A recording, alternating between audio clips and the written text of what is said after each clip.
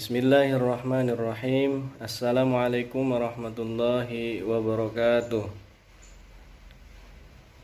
Alhamdulillahirabbil alamin wa bihi nasta'in wa ala umurid dunya waddin. Wassalatu wassalamu ala asyrafil anbiya'i wal mursalin sayyidina wa maulana Muhammadin wa ala alihi wa sahbihi ajmain, amma ba'd. Sebelumnya perkenalkan, nama saya Fauzul Fauzi Khairum Biki dengan NIM 2212100132 dari program studi pendidikan agama Islam dari kelas 4D. Sebelumnya mohon izin yang terhormat kepada Ibu Dr. Helanelis MPD selaku pengampu pengembangan kurikulum. Apa kabar semuanya? Semoga kita semua senantiasa dalam lindungan serta diberikan kesehatan oleh Allah Subhanahu wa taala.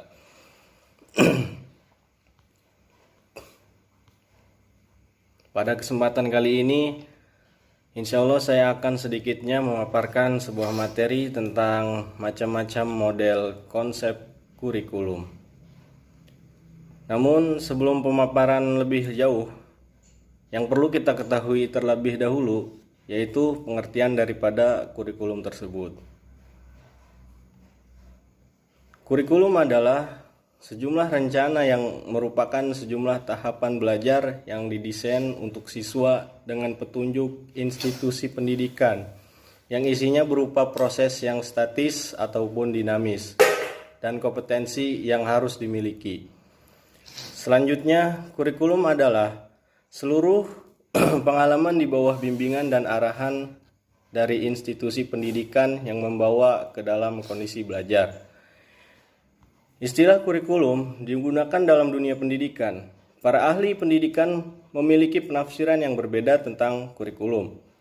Namun demikian, dalam penafsirannya yang berbeda itu ada juga kesamaannya. Kesamaan tersebut adalah bahwa kurikulum berhubungan erat dengan usaha mengembangkan peserta didik sesuai dengan tujuan yang ingin dicapai.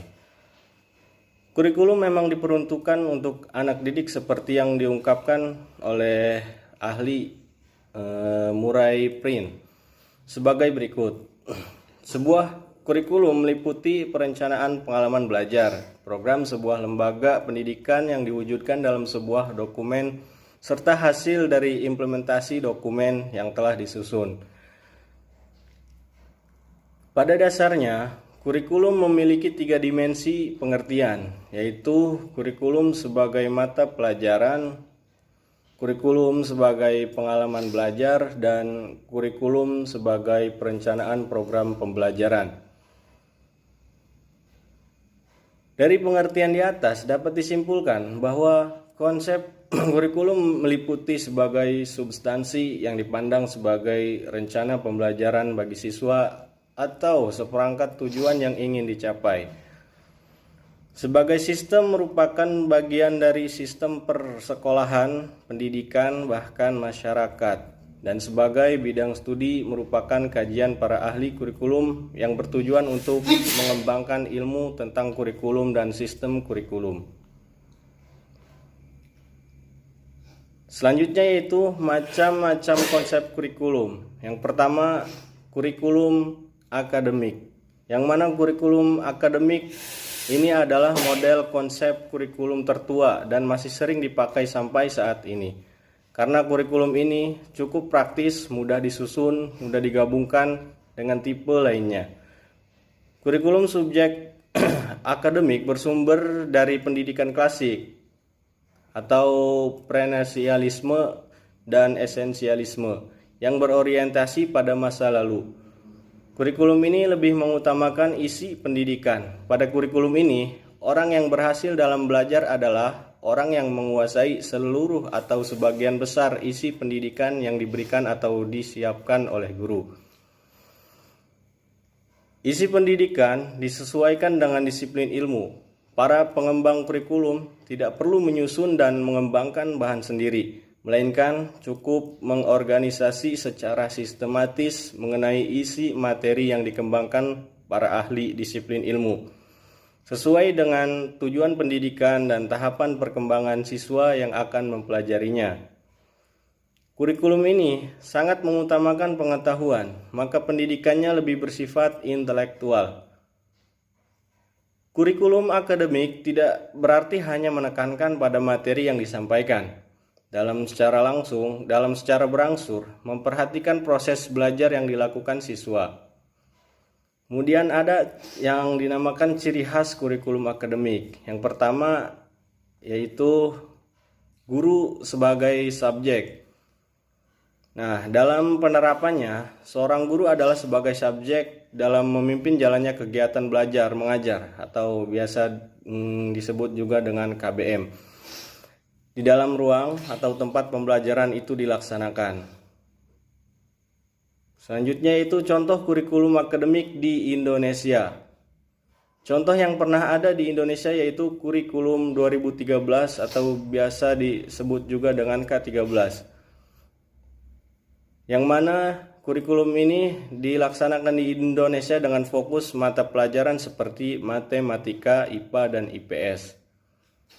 Selanjutnya yaitu yang kedua, kurikulum humanistik. Kurikulum humanistik dikembangkan oleh para ahli pendidikan humanistik. Aliran ini lebih memberikan tempat utama kepada siswa. Ia adalah subjek yang menjadi pusat kegiatan pendidikan. Kurikulum humanistik menuntut hubungan emosional yang baik antara guru dengan murid. Ia harus mampu memberikan materi yang menarik dan mampu menciptakan situasi yang memperlancar proses pembelajaran.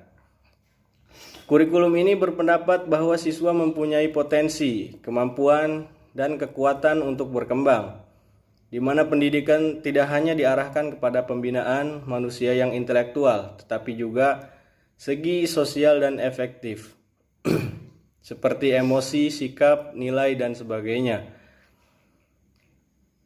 Ada 3 aliran yang termasuk dalam pendidikan humanistik, yaitu yang pertama ada pendidikan konfluen, yang mana pendidikan konfluen ini menekankan kebutuhan pribadi. Individu harus merespons secara utuh, baik segi pikiran, perasaan, maupun tindakan, terhadap keseruan yang menyeluruh dari lingkungan. Yang kedua ada kritikisme radikal, yang mana pendidikan sebagai upaya untuk membantu anak menemukan dan mengembangkan sendiri segala potensi yang dimilikinya. Yang ketiga ada mistikisme, yaitu aliran yang menekankan latihan dan pengembangan kepekaan perasaan, kehalusan budi pekerti melalui sensitivity training, meditasi, dan sebagainya. Adapun contoh kurikulum humanistik di Indonesia, yang mana di Indonesia ini memiliki sebuah program sekolah ramah anak atau biasa disebut dengan SRA, yang mana SRA ini menekankan pada pendekatan pedagogik yang menghormati hak dan kebutuhan anak. Yang ketiga ada kurikulum rekonstruksi sosial, yang mana kurikulum ini lebih memusatkan perhatian pada problema-problema yang dihadapi dalam masyarakat. Pada kurikulum ini, pendidikan bukan upaya sendiri, melainkan kegiatan bersama, interaksi, dan bekerja sama. Kerjasama dan interaksi yang terjadi bukan hanya antara guru dan siswa, melainkan antara siswa dengan siswa, siswa dengan lingkungan, serta siswa dengan sumber belajar yang lainnya. Pandangan rekonstruksi sosial di dalam kurikulum dimulai sekitar tahun 1920-an. Harold Drug melihat adanya kesenjangan antara kurikulum dengan masyarakat. Drug menginginkan siswa dapat mengidentifikasi dan memecahkan masalah sosial sehingga diharapkan dapat menciptakan masyarakat baru yang lebih stabil. Theodore Bramel pada awal tahun 1950-an menyampaikan gagasannya tentang rekonstruksi sosial. Untuk melaksanakan hal itu, sekolah mempunyai kewajiban membantu individu mengembangkan kemampuan sosialnya dan membantu bagaimana berpartisipasi sebaik-baiknya dalam kegiatan sosial. Adapun ciri atau desain kurikulum rekonstruksi sosial adalah yaitu seperti yang pertama, kurikulum ini bertujuan utama menghadapkan para siswa pada tantangan, ancaman, hambatan-hambatan atau gangguan-gangguan yang dihadapi manusia dalam masyarakat. Yang kedua yaitu kegiatan belajar dipusatkan pada masalah-masalah sosial yang mendesak. Dan yang ketiga ada pola-pola organisasi kurikulum yang mana pola ini disusun seperti sebuah roda. Di tengah-tengahnya sebuah poros merupakan masalah yang terjadi tema utama.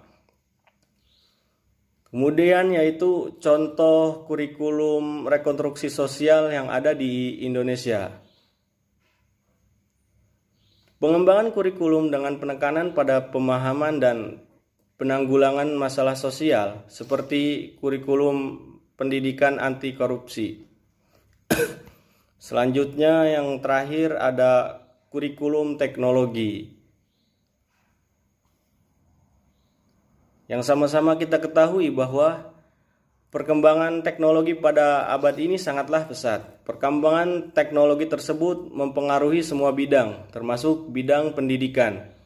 Sejak dulu, pendidikan telah menggunakan teknologi seperti papan tulis, kapur, dan lain-lain. Namun, sekarang seiring dengan kemajuan teknologi seperti audio, video, overhead, dan proyektor, film slide, dan motion film, serta banyak alat-alat lainnya. Penerapan teknologi dalam bidang pendidikan, khususnya kurikulum, dibagi dalam dua bentuk. Yaitu yang pertama ada perangkat lunak atau sering disebut juga dengan software. Pada bentuk ini lebih menekankan kepada penggunaan alat-alat teknologis yang menunjang efisiensi dan efektivitas pendidikan. Yang kedua ada perangkat keras atau disebut juga dengan hardware, atau sering disebut juga dengan teknologi alat seperti tools teknologi. Pada bentuk ini lebih menekankan kepada penyusunan program, pengajaran atau rencana pelajaran dengan menggunakan pendekatan sistem. Adapun ciri-ciri kurikulum yang dikembangkan dari konsep teknologis pendidikan yaitu yang pertama, tujuan diarahkan pada penguasaan kompetensi yang dirumuskan dalam bentuk perilaku. Tujuan-tujuan yang bersifat umum yaitu kompetensi dirinci menjadi tujuan-tujuan khusus yang disebut objektif atau tujuan instruksional. Yang kedua yaitu ada metode yang digunakan biasanya individual, bersifat individual. Kemudian pada saat tertentu ada tugas-tugas yang harus dikerjakan secara kelompok. Nah, inti dari pengembangan kurikulum teknologis ini adalah penekanan pada kompetensi, pengembangan dan penggunaan alat dan media pengajaran bukan hanya sebagai alat bantu, tetapi bersatu dengan program pengajaran dan ditunjuk pada penguasaan kompetensi tertentu. Adapun contoh kurikulum teknologi di Indonesia, seperti yang kita ketahui bersama bahwa di Indonesia ini memiliki sebuah program pembelajaran yang disebut juga dengan TIKOM atau TIK, Teknologi Informasi dan Komunikasi, yang diintegrasikan dalam kurikulum teknologi ini. Mungkin hanya itu yang dapat saya sampaikan, kurang lebihnya mohon maaf. Wallahul muwaffiq ila aqwamit thoriq. Wassalamualaikum warahmatullahi taala wabarakatuh.